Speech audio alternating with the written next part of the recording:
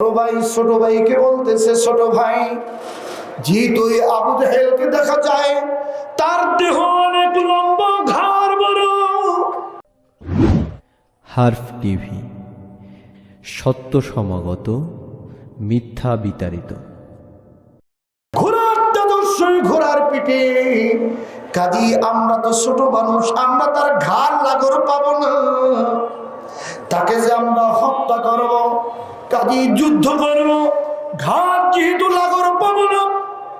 কাজী আমি বড় ভাই তোমাকে পরামর্শ দিলাম, আমি সামনের দিকে থাকবো, আমি ওর তরবারিতে টাকাটাকি করব, আর তুমি ছোট ভাই সুযোগ খুঁজে যখন দেখবার নজরটা আমার দিকে, কাজী তুমি দেরি করবে না, পিছন দিক দিয়া ওর ঘোড়ার ঠ্যাং কেটে দিবা। যেই মধ্যে সেই গাছ ঘোড়ার যুদ্ধ শুরু হয়ে গেল। দুই ভাই দৌড় শুরু করলেন। বড় ভাই সামনে গিয়া তরবারিতে টাকাটাকি শুরু করে দিল। ছোট ভাই পিছন দিক দিয়ে ঘোড়ার ঠ্যাং কেটে দিল। আল্লাহর কি ইশারা, সঙ্গে সঙ্গে আবু জেহেল মাটিতে শুয়ে পড়ে গেল। বড় ভাই দেরি করলেন না, লাফ দিয়ে বুকের উপরে চললেন। ছোট ভাইও কার্পণ্যতা করলেন না, তিনিও দেরি করলেন না, কোমরের উপরে ঝাঁপ দিয়ে উঠে গেলেন। ওই দিকে আসমান থেকে ফেরেশতারা দেখতেছেন আর আল্লাহর কাছে আবেদন পেশ করলেন, আল্লাহ ইবলিসকে যে কোনো সূরাত দেওয়ার ক্ষমতা দিয়েছ, কিন্তু মানুষের বিরুদ্ধে সরাসরি যুদ্ধের ক্ষমতা দাও নাই, পারমিশন তুমি দাও নাই। তোমার হুকুমকে লঙ্ঘন করেছে। আজকে সূরাকার সূরত ধরে আজকে বদর প্রান্তরে বিশ্ব নবীর বিরুদ্ধে সরাসরি যুদ্ধে অংশগ্রহণ করেছে।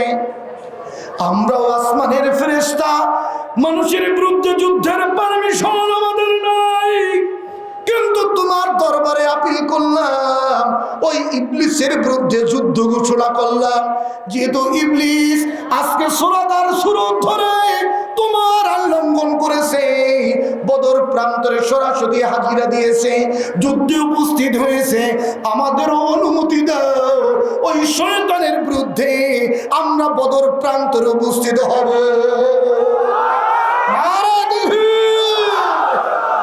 ফেরেশতা আসতেছে। কোথায় আসতেছে? আল্লাহ পাক অর্ডার করে দিলেন, অনুমতি দিয়ে দিলেন, যাও তোমরা বদর প্রান্তরে চলে যাও। জোরে সোরে বলি সুবহানাল্লাহ। আসমান থেকে ফেরেশতার বহর নামতেছে। ওই সূরাকার সূরতে ইবলিস মিয়া থরথর করে কাঁপতেছে আর বলতেছে, স্যার, যুবকদেরকে বলতেছে কি, আরে জলদি করে স্যার, রেহাই একজনও পাবে না, জলদি করে স্যার। এইবার দুই যুবক বলতেছে, ঠিকই তো, আমাদের সর্দার আবু জেহেল যা বলছিল আসলে তো সত্য, ঘোরতর যুদ্ধ চলতেছে। ও বলতেছে, স্যার তাহলে পালাবে।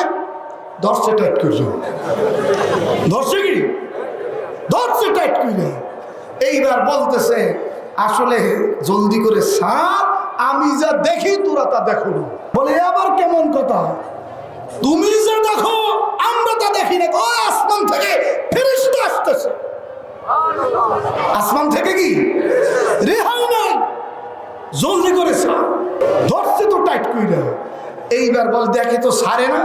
বলে, আসলে আমি সূরাকা না, আমি ইবলিস, আমি শয়তান। আমি কি ইবলিসের নাম চললে যুবক একটু থকাই গেছে না, ভয় পেয়ে গেছে, হাত দিয়েছে ঢিল করে। বাতাস হওয়ার ক্ষমতা আছে তো, বাতাস হয়ে ভাগছে, বাতাস হয়ে কি ভাগছে। বড় ভাই কোমরের উপরে, ছোট ভাই, বড় ভাই বুকের উপরে, ছোট ভাই কোমরের উপরে। এই দুই নাবালক শিশু এত বড় বীর পাহলা, তাকে কি আসলে সাইবে রাখা সম্ভব? সম্ভব। ফেরেশতারা ডাক দিয়ে বলতেছে, যে যেখান থেকে পারো ওরে ধর চাইবা। কেউ ধরছে মাথা, কেউ ধরছে হাত, কেউ পা। লড়ার ক্ষমতা আছে, জোরে বলার ক্ষমতা আছে। এইবার বড় ভাই বলতেছে, আবু জাহেল নবীর দুশমন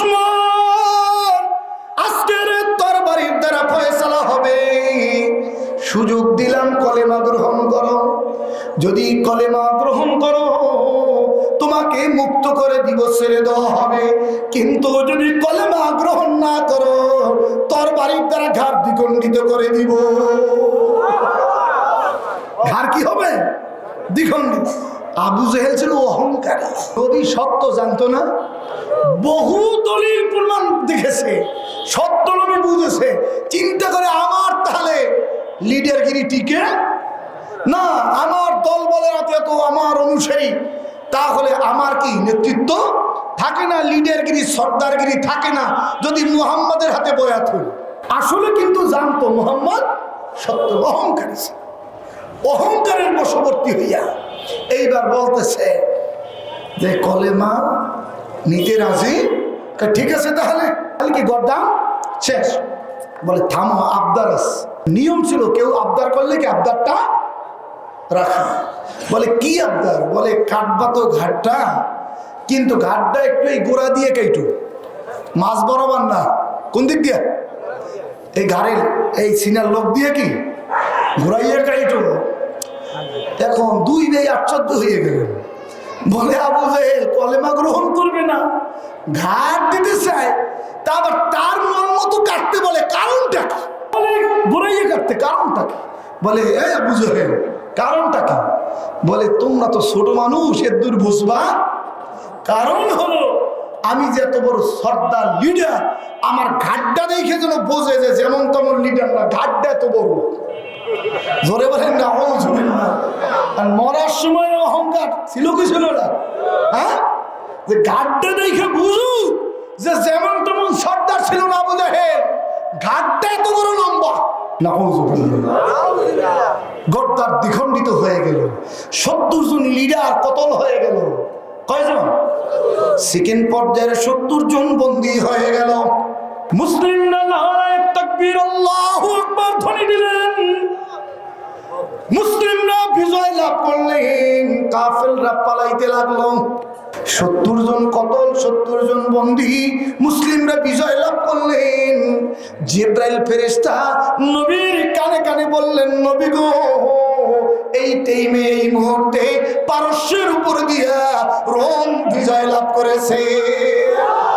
নারায়ে তাকবীর, নারায়ে তাকবীর। সাহাবারা খুশি না বাজার? ওই মনে আছে না ওয়াজ?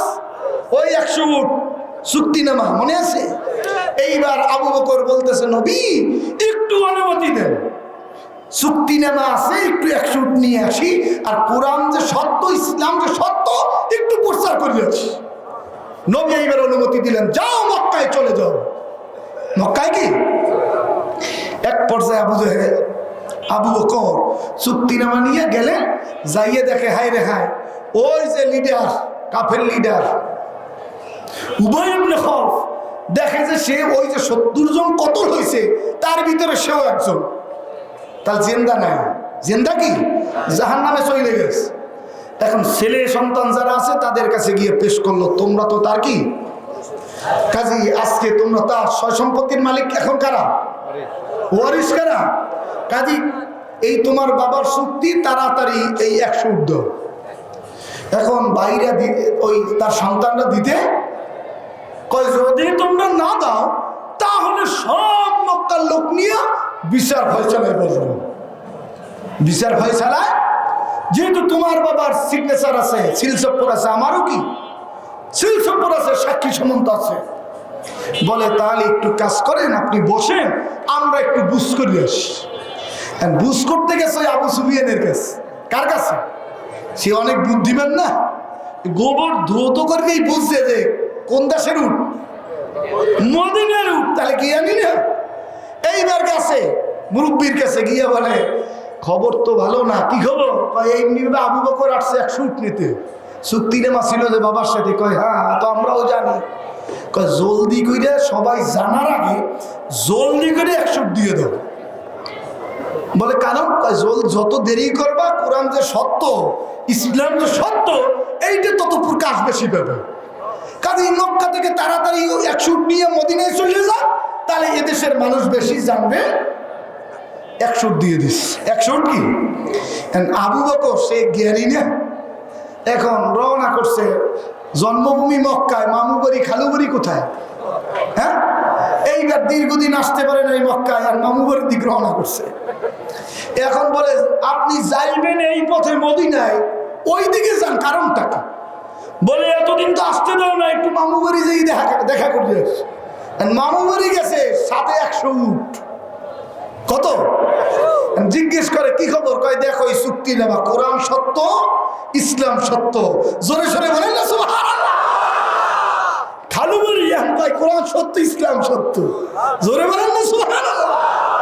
মক্কা থেকে মদিনায় 13 মঞ্জিল পাড়ি দিয়ে 13 রাত্র অবস্থান করতে হতো, 13টা মঞ্জিলে। এখন মঞ্জিলে মঞ্জিলে থাকে, সাথে 100 উট। জিজ্ঞেস করে গেলেন খালি হাতে, আসলেন 100 উট নিয়ে, কারণটা কি? এই চুক্তিনামা দেখো, কোরআন সত্য, ইসলাম সত্য। জোরে সোরে বলেন না সুবহানাল্লাহ।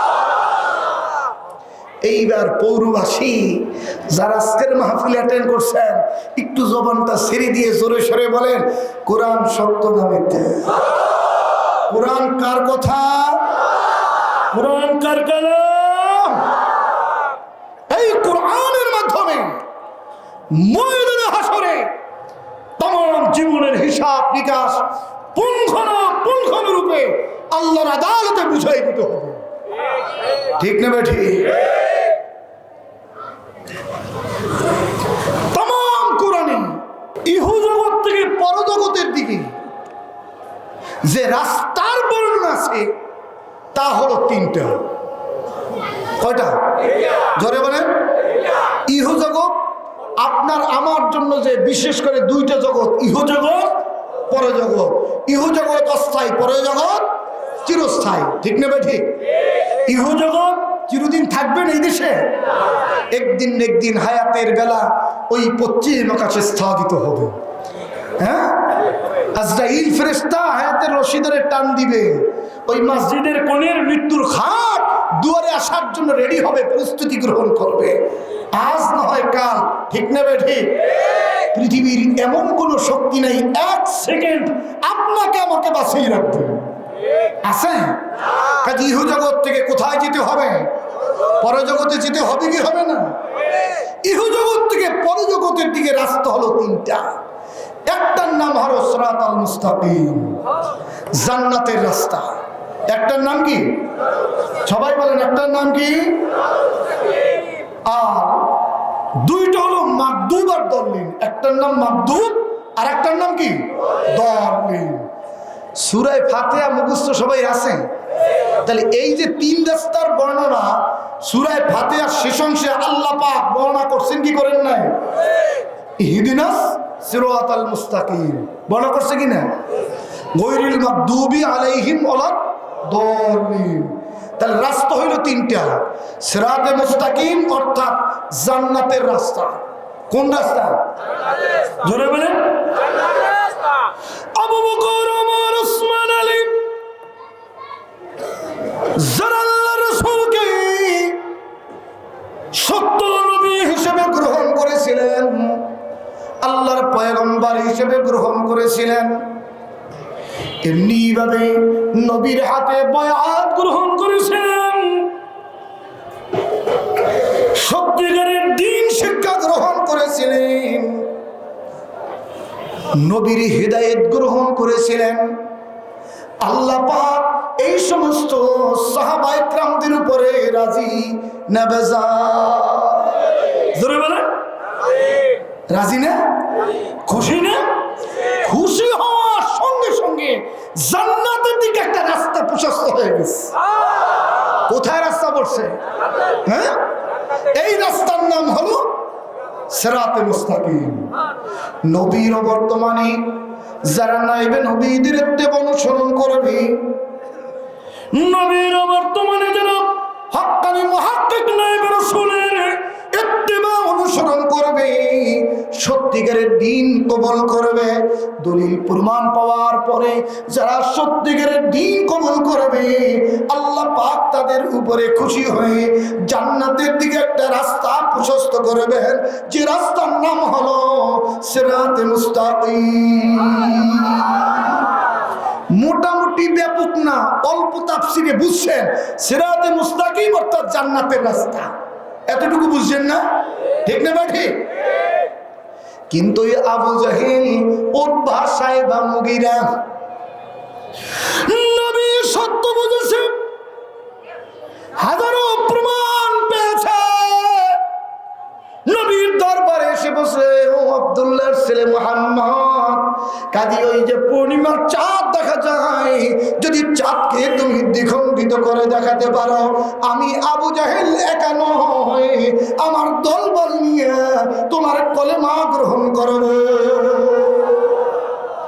জিব্রাইল ফেরেশতা বললেন, নবী গো, দেরি করার দরকার নাই, শাহাদত আঙ্গুলিটি একটু জায়গায় শুধু ইশারা দেন। মুখ দিয়ে বলতে হবে না, শুধু একটু ইশারা দেন।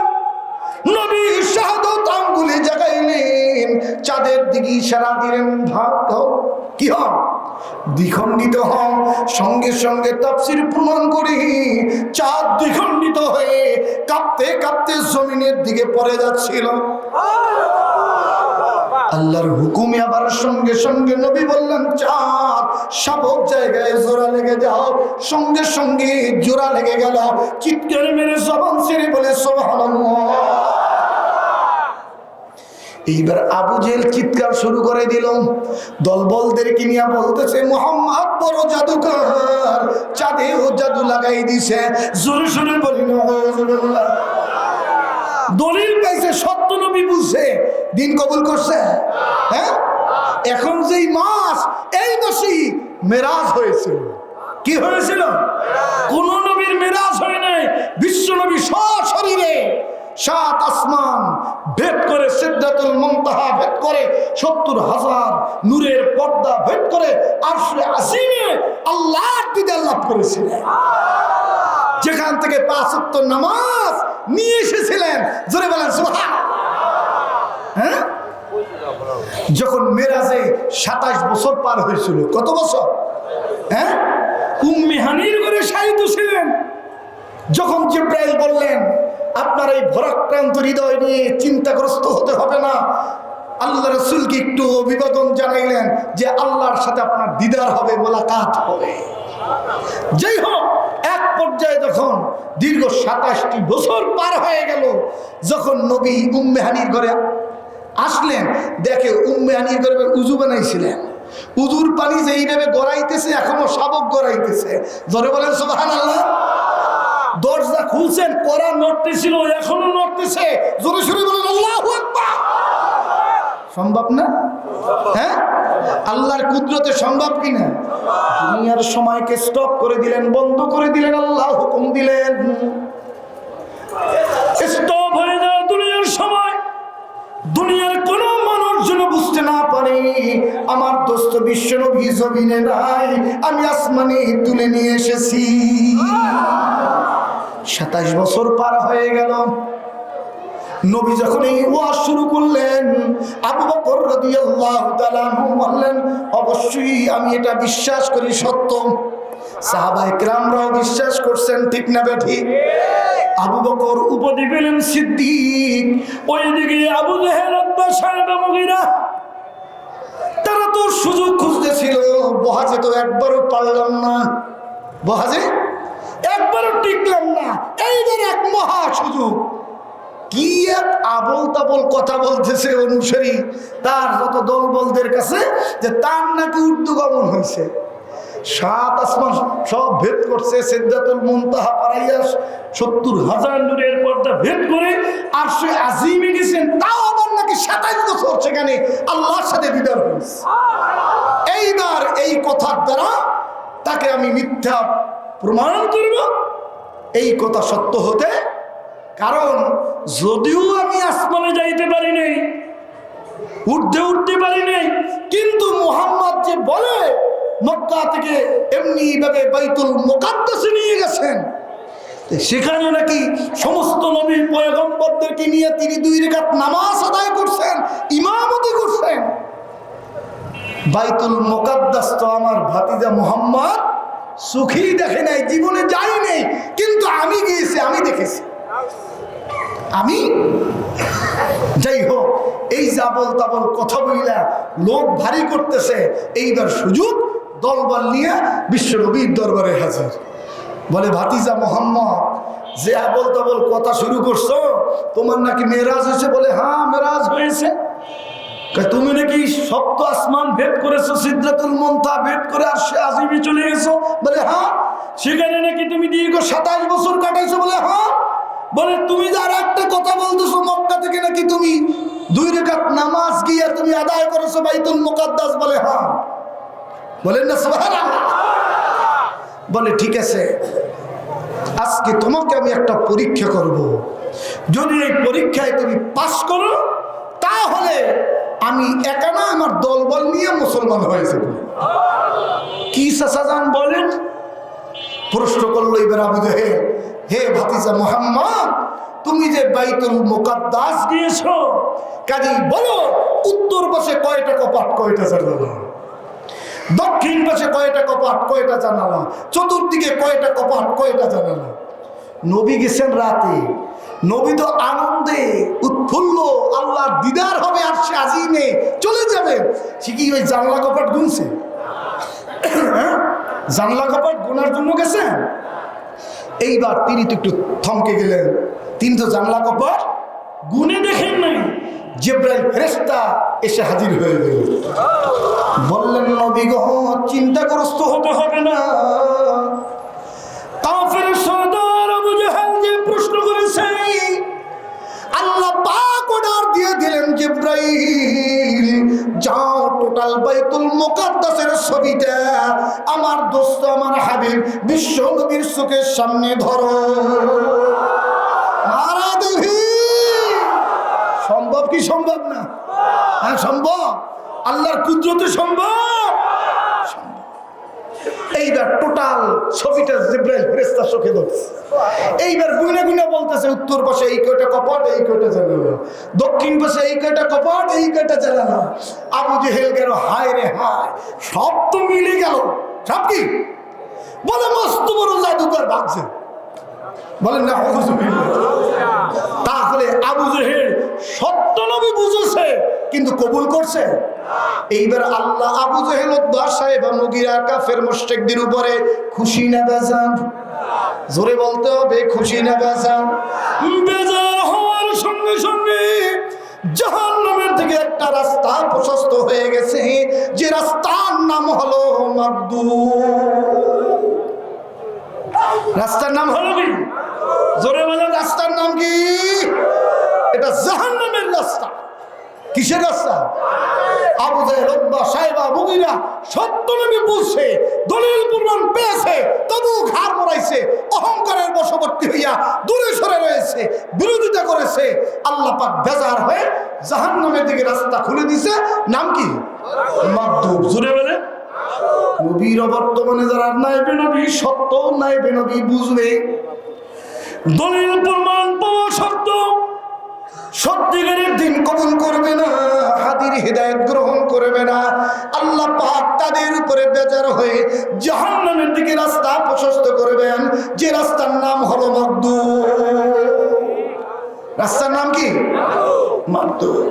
আবার ঈসা রুহুল্লাহ, বলেন সে কি আল্লাহর পয়গম্বর? বলেন সে কি আল্লাহর পয়গম্বর।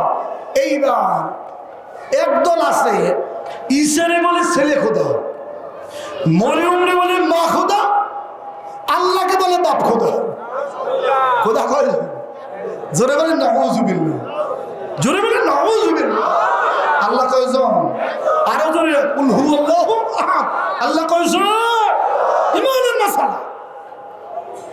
এখন ঈসাকে মানতে গিয়া খোদাই আসনে বসাই দিস। কোথায় বসাইছে? মানতে গিয়ে বেশি মানছে না। এইবার আল্লাহ খুশি না বেজার? আর জোরে বলেন খুশি না বেজার? একদল কয় উজাইর হইল আল্লাহর পোলা, উজাইর হইল আল্লাহর পয়গম্বর, বলে আল্লাহ কি ছেলে। জোরে বলেন না। তাহলে খুশি না বেজার আল্লাহ? হ্যাঁ, মানতে গিয়ে বেশি মেনে খোদাই আসনে বসাই দিছে। সঙ্গে সঙ্গে আল্লাহ পাক বেজার হয়ে জাহান্নামের দিকে একটা রাস্তা প্রশস্ত করে দিয়েছেন, যে রাস্তার নাম হলো দলিল। রাস্তার নাম কি? জোরে বলেন নাম কি? দলিল। তাহলে মাগদুম আর দলিল এই দুই রাস্তা হলো সিরাতে মুস্তাকিম হলো জান্নাতের রাস্তা। তাহলে ইহজগৎ থেকে পরজগতের দিকে রাস্তা কয়টা? জোরে বলেন রাস্তা কয়টা? কিছু মানুষ আছে পীরকে মানতে গিয়া বেশি নামে খোদাই আসনে বসা। এই দেশে নাই, অনেক দেশে আছে। হ্যাঁ, পীরের পায়ে সেজদা দেয়, কবরে গিয়ে সেজদা দেয়, দেয় কি দেয় না? এই দেশে নাও থাকতে পারে, অনেক দেশে আছে। পীরকে মানতে গিয়া পীরের ছবি রেখে নামাজের টাইমে ছবি রায় সেরকম সেজদা দেয়। বলেন না আউযুবিল্লাহ। হ্যাঁ, মানতে গিয়ে বেশি বলছে। আল্লাহ খুশি না বেজা? পীর হইল উস্তাদ, কোরআনের উস্তাদ। সে কোরআনের ইলম, ফরজারের ইলম শিখাইবেন, আমরা শিখবো। হ্যাঁ, আমরা কি শিখবো? এখন তাকে যদি মানতে গিয়ে খোদাই আসরে বসাই দেন, আল্লাহ খুশি না বেজা? জোরে বলেন খুশি না বেজা? জাহান্নামের দিকে একটা রাস্তা প্রশস্ত হয়ে যায়, সেই রাস্তার নাম হলো দল। রাস্তার নাম কি? এইবার বলেন, মাগদুব দল্লিন থেকে আল্লাহ পাক শিখাইছেন 5 ওয়াক্ত নামাজ, অন্যান্য নামাজে দোয়া চাইতে শিখাইছে যে মাগদুব দল্লিন থেকে হেফাজত করো, সিরাতুল মুস্তাকিম রাস্তায় চালাও। ঠিক নেবে? ঠিক। জোরে বলেন, এই দোয়া করি কি করি না? ইহদিনাস সিরাতাল মুস্তাকিম, হায় আল্লাহ, হায় পরওয়ারদিগার মালিক, সিরাতুল মুস্তাকিম রাস্তায় চালাও। ঠিক নেবে? ঠিক। আল্লাহ পাক এইবার দোয়া শিখাইতে জন্য, হে দুনিয়ার মানুষ, একা একা সিরাতুল মুস্তাকিম রাস্তা চিনতে পারবে না। সম্ভব? একা একা সম্ভব না। সিরাতাল্লাযীনা আন'আমতা আলাইহিম, এইভাবে দোয়া চাও, ওই সমস্ত লোকদের ইত্তেবা অনুসরণ করার তৌফিক দাও যাদেরকে নিয়ামত দ্বারা তুমি ভূষিত করেছো। নারায়ে তাকবীর। একা একা সিরাতুল মুস্তাকিম রাস্তায় চলা যাবে না। যত বড় পাণ্ডিত্যওয়ালা হোক, যত বড় ডক্টরের ধরে হোক, যত বড় মুফতি হোক, মুহাদ্দিস হোক, মুফাসসির হোক, একা একা সিরাতুল মুস্তাকিম রাস্তায় থাকা যাবে না। এজন্য আল্লাহ পাকের নিজাম, আল্লাহর সিস্টেম হলো নবীর যুগে নবী, নবীর বর্তমানে মুহাক্কিক আলেম, নবী নবীদের ছাত্র হতে হবে, ইত্তেবা অনুসরণ করতে হবে। এছাড়া ধর্মের কিছু বুঝবেন না।